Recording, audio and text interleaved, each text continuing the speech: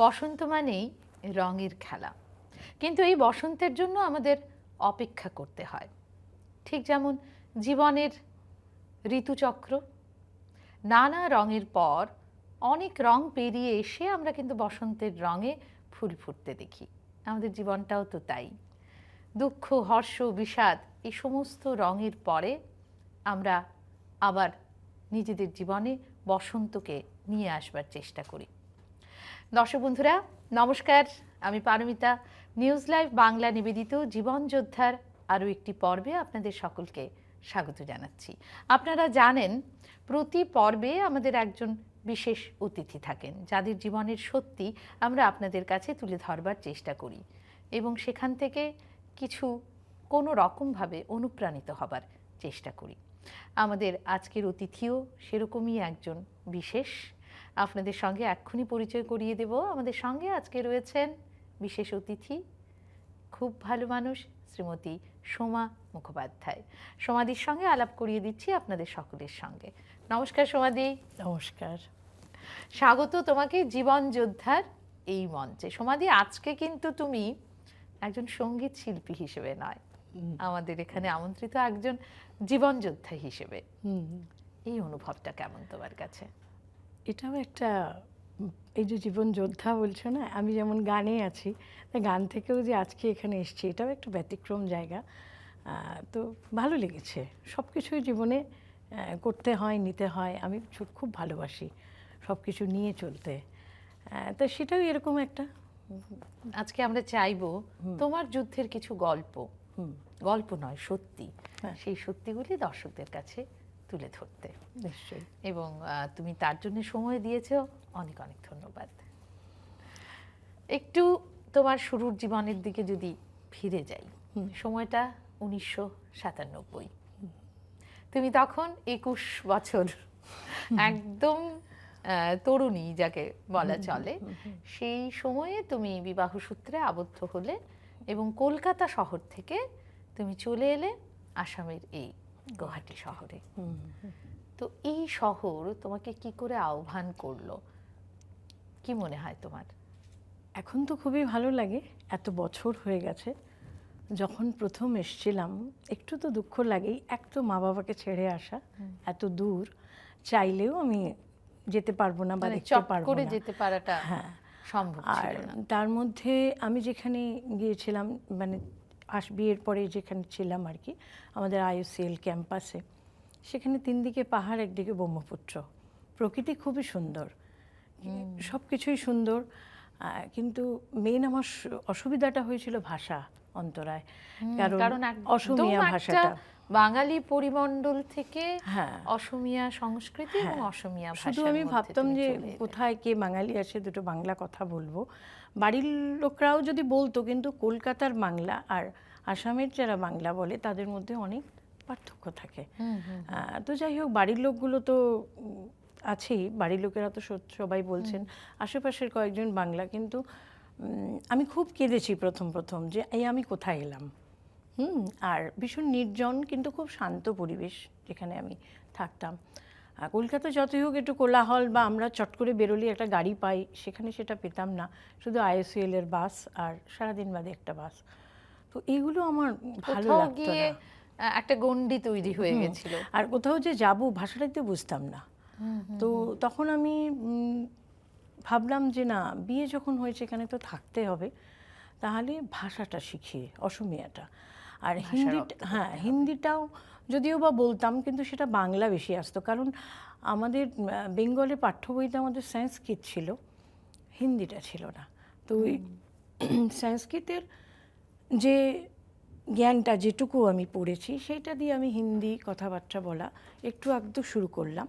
কিন্তু অসমিয়াটা একেবারে, বিশেষ করে সবজি কেনা, মানে দৈনন্দিন জীবনে এই অসুবিধাগুলো তুমি ফেস করতে থাকলে। তো আমার এক ভাগ্নি ছিল, সে একটু বড়, তখন ক্লাস 6-এ পড়ে। ও আমাকে কিছু শেখাতো, মানে ওকেই আমি জিজ্ঞেস করতাম বেশি, এটা কি ওটা কি, এর মানে কি। তো তারপর মানে জিজ্ঞেস করলেও তো ভুলে যাই না, আমি একটা খাতা করলাম। বাহ। এবারে খাতা, কারণ এছাড়া উপায় নেই, তোমাকে শিখতেই হবে, সেটা তুমি শিখতেই হবে, করতেই হবে সেটা। আর যেটা সব থেকে দুঃখ লেগেছিল যে আমি যে ছোট থেকে গান শিখলাম, তাহলে কি সব ভুলে যেতে হবে? আহারে, এবার কি মানে করব? এরকম একটা বাংলা মনোভাব তো তৈরি হয়েছে যে বাংলা তো কেউ বুঝছে না, হ্যাঁ, তাহলে আমি কি করবো? তবে বললাম না, ঠিক আছে, ভাষা তো আছে, হিন্দি তো আছে, কমসে কম হিন্দি ওখানেও একটা হার না মানার কিন্তু মানে তুমি দৃষ্টান্ত দেখালে দৃষ্টান্ত যে যে হ্যাঁ, বাংলায় যদি গাইতে আমি যদি না পারি, অসমীয়াটা প্রথমে তাহলে গাইতে হিন্দি নাই পারি রয়েছে বা বাংলাটা নাই পারি, অসমীয়া। হ্যাঁ, তাহলে আমি তো হিন্দিটা পারবো অবশ্যই। তো এরকম করতে করতে ভুল হয়েছে। তবে আমার মানে অনেককে আন্তরিকভাবে অনেককে আমি ধন্যবাদ জানাই যে যারা আমার কিছু ভুল হলে আমাকে প্রতিটা পদক্ষেপে আমাকে দেখিয়ে দিয়েছে যে এনেকে না হয় এটু কব লাগে, হ্যাঁ, এটু না হয় এটু কব লাগে, হ্যাঁ, যেমন বড়দের কিভাবে সম্ভাষণ করতে হয়, ছোটদের কিভাবে, তো সেই জায়গা বুঝতাম না আমি। তো এই যে কিছু মানুষ আমাকে শিখিয়ে দিয়েছে, তাদের প্রতি আমি অসংখ্য কৃতজ্ঞ। এবং সবচেয়ে বড় কথা সমাধি, তুমি শিখতে চেয়েছো, হ্যাঁ, আমি শিখতে চেয়েছি, আপ্রাণভাবে তুমি সেই ভাষাকে ধারণ করতে শিখেছি। হ্যাঁ, যেমন আমি হ্যাঁ, প্রথম যখন আমি গাই আমাদের IOCL এ, তখন আমি দেখলাম যে জারি উড়ে জারি পাখি গানটা গাইলাম। তারপরে আমাকে একজন বললো, না, এটার তো হিন্দি তো আছে, কিন্তু ওই সময় তো আর মোবাইলের ব্যাপারটা ছিল না। আচ্ছা ঠিক আছে, চলো, আমি সিডি দেখে, ক্যাসেট দেখে যতটা পারা যায় বাংলা গানের যেগুলো হিন্দি, আমি চেষ্টা করেছি। আর ভূপেন হাজারিকার গান কেউ গাইতে বললে আমি বাংলাটাই গাইতাম, কারণ আমি তখন হিন্দি, এই অসমীয়াটা আমি পারি না। তো এইভাবে আমার শেখা শুরু। আর এখন তুমি এত ভালো অসমীয়া মানে গাইতে পারো, এবং আমি মুগ্ধ হয়ে শুনি তোমাকে মাঝে মাঝে। হ্যাঁ, শেখা তো অবশ্যই। আমি এরপর এখানে এসে আমি খুব ভালো ভালো মিউজিশিয়ানস দাদাদের পেয়েছিলাম, যারা আমার এই শেখাটাকে খুব গুরুত্ব দিত, এবং যেখানে যেখানে ওয়ার্কশপ হতো আমাকে তারা ফোন করতো, আমি গিয়ে শিখতাম বসে বসে অসমীয়া গানের ওয়ার্কশপ। হ্যাঁ, যেমন আমি নবকান্ত বড়ুয়ার বাড়িতে গিয়ে ওনার গানের ওয়ার্কশপগুলো শিখেছি, গান যেগুলো, হ্যাঁ, আরও যেসব ভূপেন হাজারিকা, জয়ন্ত হাজারিকা, যত গান আছে, জ্যোতি সঙ্গীত, রাভা সঙ্গীত, আমি সব ওয়ার্কশপ করে যতটা পারা যায়। আসলে রাস্তাটা যদি একবার ধরা যায়, ট্র্যাকটাকে যদি একবার দাঁড়িয়ে পড়ি, তখন ঠিক চলে যায়। এবং তুমি তোমার শিল্পটাকে কখনোই মানে ছেড়ে দাও না। তারপরে আমি আস্তে আস্তে শুরু করলাম, আমাদের যে IOCL এ দুর্গাপুজো হয়, দুর্গাপুজোতে যে ওপেনিং কোরাস হয়, আমি তখন চেষ্টা করলাম যে এটা অসমীয়া দিয়ে শুরু করি। তার মধ্যেও যাদেরকে, তার মধ্যে আর যেহেতু অনেকে গান গাইতে পারতো কিন্তু হারমোনিয়াম বাজাতে পারতো না, যার জন্য আমাকে নিয়ে যেত। তো এইটাও একটা শেখা।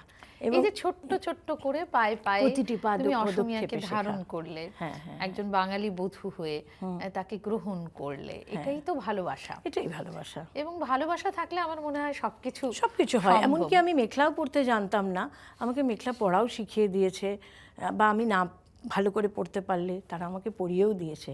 এই জন্য বললাম, যাদের থেকে এইগুলো শিখেছি, আসলে সেই আগ্রহটা, সেই ভালোবাসাটা তো জন্মাতে হবে, সেই খিদেটা থাকতে হবে। এবং আমাদের IOCL তো পুরো কসমো কালচার, তো সবার সাথে এই যে মানে পাঞ্জাবি, মারোয়ারি, তামিল, তেলেগু, কন্নড়, আমরা সব ভাষাভাষীর লোক পাই।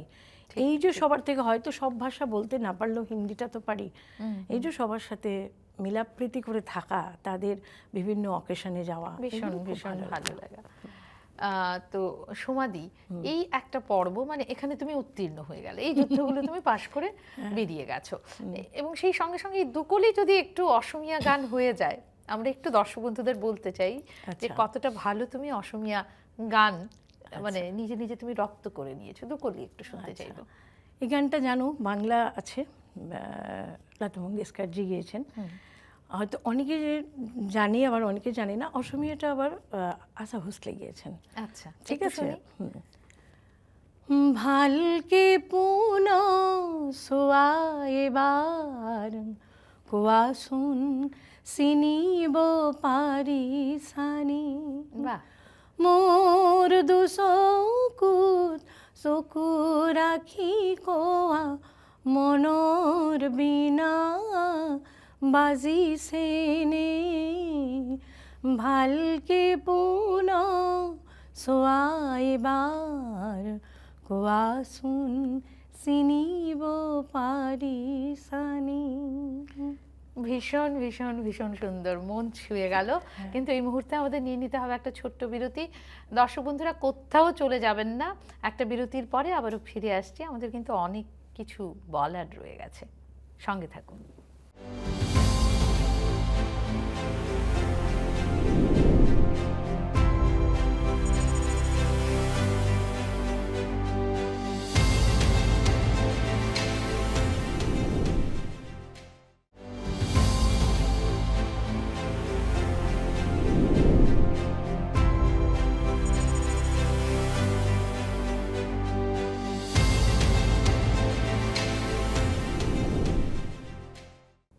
দর্শক বন্ধুরা, আমরা ফিরে এলাম আবারও বিরতির পরে। সরাসরি চলে যাচ্ছি সমাধির কাছে।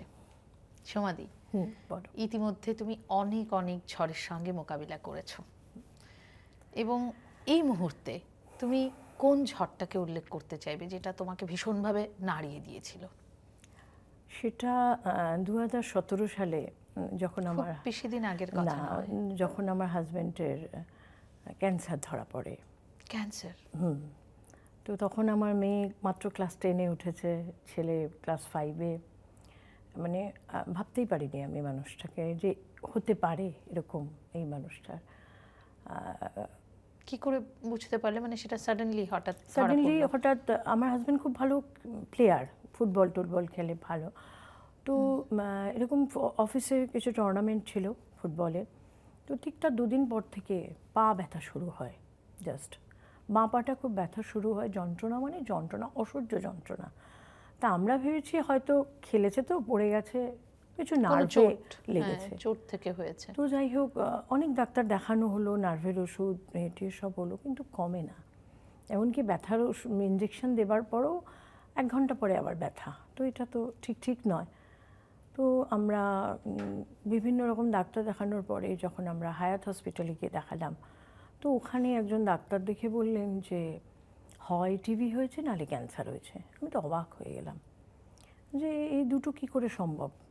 আমার হাজব্যান্ডের সেরকমভাবে কোনো নেশা নেই বা কিছু নেই, আর বাইরের জিনিসও একদমই খায় না বলতে গেলে। যেহেতু ওরা প্লেয়ার, ওরা এগুলো খুব মেনটেন করে। তো যাই হোক, এরকম করে আমাকে কিছু টেস্ট দিল। যখন টেস্টে জানতে পারলাম বায়োপসি করে যে ক্যান্সার, এবং সেটা 4th স্টেজে। আর সব থেকে বড় কথা কি জানো, রেজাল্টটা আমিই আনতে গেছি, কারণ আফটার অল আমাকেই যেতে হবে, আর তো সেরকমভাবে কেউ নেই ঘরে।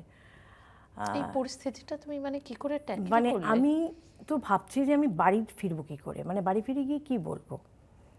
ও সেই মুহূর্তে শরীর খারাপ না খারাপ এসব নিয়েও অফিস করছে টুকটাক। আমার ছেলেমেয়েরা স্কুলে, আমার শাশুড়ি মার যথেষ্ট বয়স হয়েছে, উনিও হার্টের পেশেন্ট, আমি বাড়িতে কি বলবো। তো যাই হোক, এটা করার পরে আমি সাথে সাথে আমাদের আইএসসি হসপিটালে গেলাম। যখন 4th স্টেজ দেখলাম, এটা তো একটা চিন্তার বিষয়।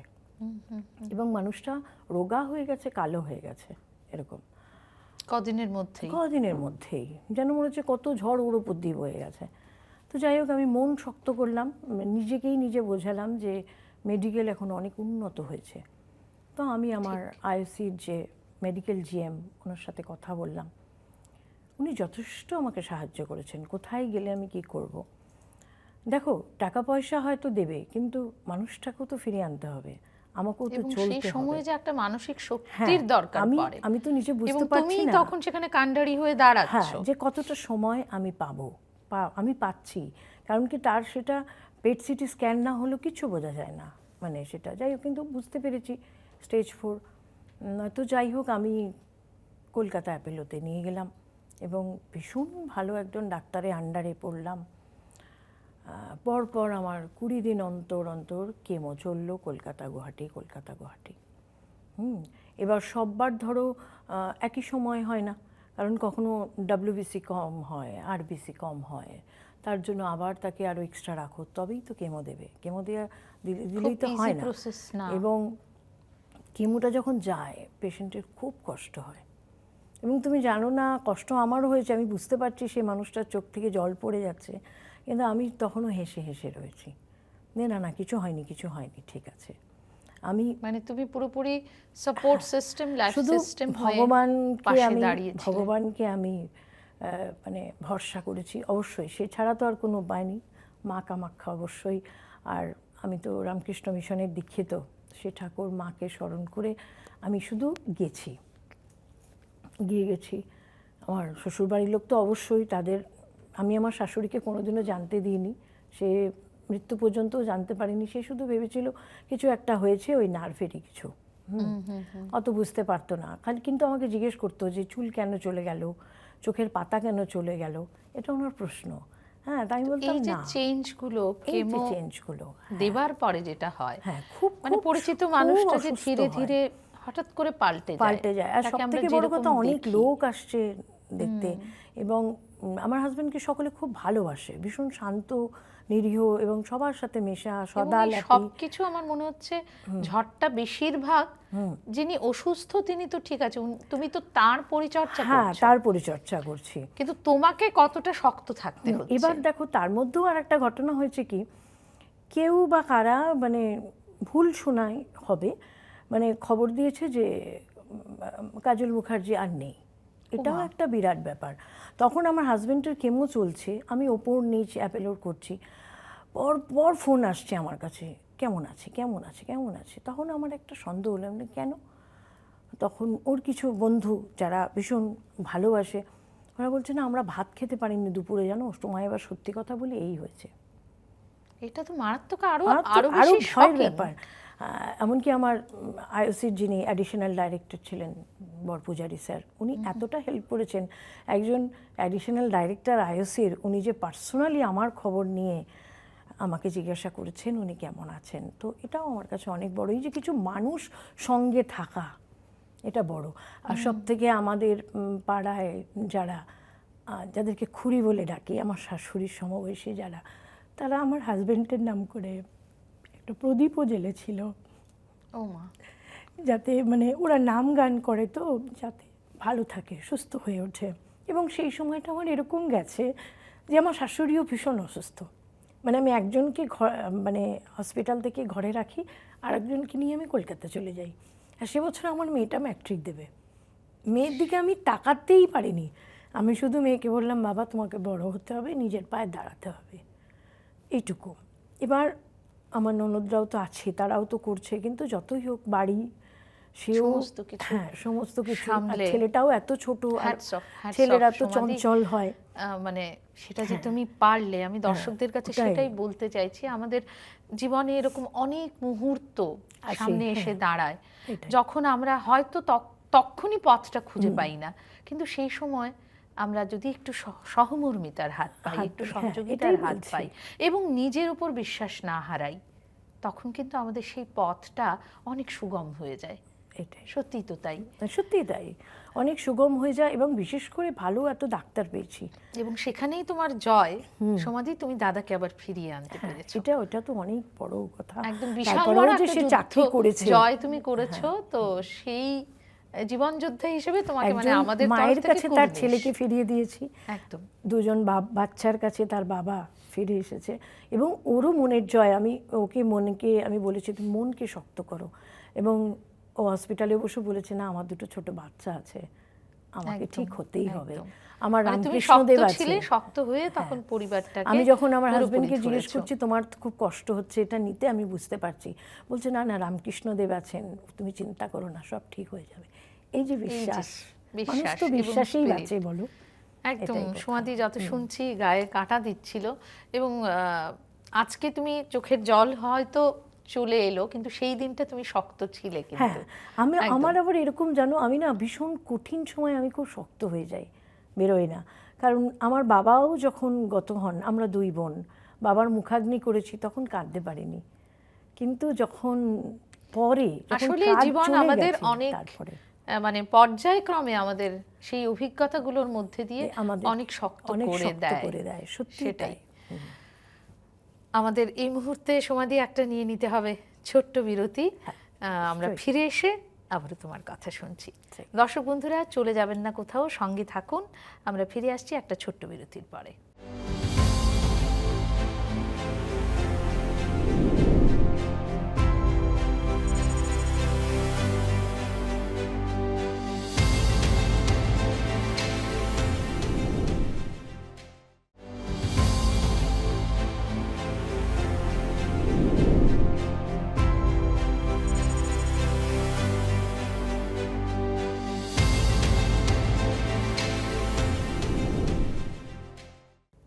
দর্শক বন্ধুরা আমরা ফিরে এলাম আবারও বিরতির পরে। আমাদের সঙ্গে রয়েছেন সোমা মুখোপাধ্যায়। আমরা সরাসরি চলে যাচ্ছি আবারও সমাধির কাছে।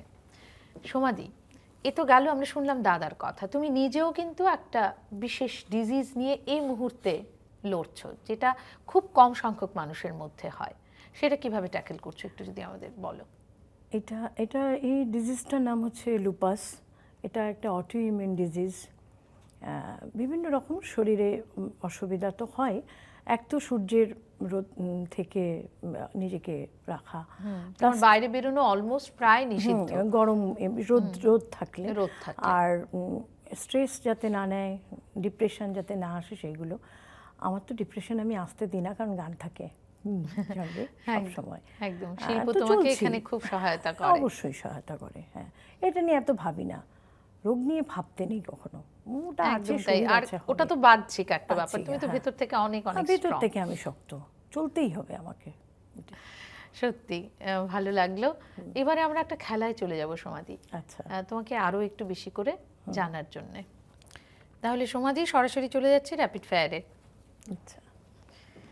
সঙ্গীত তোমার কাছে কি? আমার ভালোবাসা, প্রেম, আনন্দ। তোমার ইন্সপিরেশন? প্রথম ইন্সপিরেশন তোমার বাবা। এবারে যদি বলি একতোড়া লাল গোলাপ না একগোছা রজনীগন্ধা, কোনটা নিতে চাইবে? রজনীগন্ধা। একগোছা রজনীগন্ধা। আরও একটা একটু শক্ত হয়তো তোমার কাছে, কিন্তু তোমাকে একটাই বাঁচতে হবে, গঙ্গা না ব্রহ্মপুত্র? কি বলি, এটা তো আমি দুটোই বলবো, একটা আমার জন্ম আর একটাতে আমি রয়েছি। ঠিক আছে, দুটোই নিলাম তবে। এবারে একটু জানতে চাইবো সমাধি, এই যে শিল্প, তুমি শিল্পে মানে সবসময় বেষ্টিত হয়ে থাকো, এই শিল্প তোমার জীবনের নানা অবস্টিকলস, নানা ঝড়গুলোকে মুছে দিতে কি করে সহায়তা করেছে? আমি শিল্পের মধ্যেই সত্যি বাঁচি। আমি মনে করি, আর বিশেষ করে শিল্প বলতে আমি তো গানেই থাকি। শুধু গান নয়, আমি কখনো এসরাজও শুনি, আমি কখনো সেতারও শুনি, যেটা ভালো লাগে। তো এই শিল্প তো অবশ্যই সাহায্য করে, কারণ মিউজিক একটা থেরাপি, এটা আমরা সকলে জানি। সেই মিউজিক থেরাপি নিয়ে যখন আমরা একটা গানকে ভাবি বা গানকে শুনি, সবসময় যে গাইতেই হবে তা না, সেখানে একটা হিলিং প্রসেস কাজ করে, হিলিং প্রসেস কাজ করে। তারপর ভাবি না, আমার থেকেও অনেকে আরও কষ্ট করছে, আমি এটুকু পারবো, সেটা নিয়ে আমি এগিয়ে যাই প্রতিনিয়ত। সত্যি সেভাবেই এগিয়ে যাওয়া উচিত। আমাদের যেহেতু সময় একদম শেষের পথে সমাধি, আমরা এতক্ষণ খুব সুন্দর একটা সময় কাটালাম, তোমার অজানা কিছু কথা জানতে পারলাম এবং তুলে ধরতে চেষ্টা করলাম দর্শক বন্ধুদের কাছে। আশা করি তারাও কোনো না কোনোভাবে উপকৃত হয়েছেন। এবারে তুমি যেতে যেতে আমাদের দর্শক বন্ধুদের কি বলতে চাইবে? আমি একটাই কথা বলতে চাই, যার যেটা নিজের মনের ইচ্ছা সেটা করুন। হয়তো কিছু সময় তার থেকে বিরত থাকলেও আবার শুরু করুন। হতে পারে সেটা সেলাই, হতে পারে সেটা আঁকা, হতে পারে গান বাজনা, যা কিছু, বা হতে পারে ভালো রান্না করা। তো সেটা নিয়েই বাঁচুন, করুন, আনন্দে হই হই করে থাকুন। হ্যাঁ, মানুষের ভুলগুলোকে মাফ করে দিয়ে দেখুন না, একটুখানি এগিয়ে গিয়ে আরও যদি অনেক পথ হাসি মুখে চলা যায়। খুব সুন্দর করে বললে, কিন্তু আজকে সমাধি আছে, তাই আমরা চাইবো তোমার শিল্পের মাধ্যমেই আজকে আমরা সমাপনটুকু ঘটাই। সেই ভূপেন হাজারিকা, আমার যে গানটা মনে পড়ল, আজ জীবন খুঁজে পাবি ছুটে ছুটে আজ জীবন খুঁজে পাবি ছুটে ছুটে আয়, মরণ ভুলে গিয়ে ছুটে ছুটে আয়, হাসি নিয়ে আয় আর বাঁশি নিয়ে আয়, হাসি নিয়ে আয় আর বাঁশি নিয়ে আয়, আজ যুগের নতুন দিগন্তে সব ছুটে ছুটে আয়, মরণ ভুলে গিয়ে ছুটে ছুটে আয়। সত্যি দর্শক বন্ধুরা, এই যে জীবনকে খুঁজতে কিন্তু আমাদের এগিয়ে যেতে হবে, তাহলেই জীবন আমাদের দিকে হাত বাড়িয়ে দেবে। মরণকে আমরা মনে রাখবো না, যত দিন আছি প্রাণ ভরে এই পৃথিবীতে বাঁচব। সকলে খুব ভালো থাকুন, এমনই আমাদের ভালোবাসুন, যাতে করে আমরা বারবার করে আপনাদের কাছে আসতে পারি। আজকের মতো বিদায় নিচ্ছি সমাধি। খুব ভালো থেকো তুমি, শিল্পে থেকো, ধন্যবাদ, সৃজনে থেকো।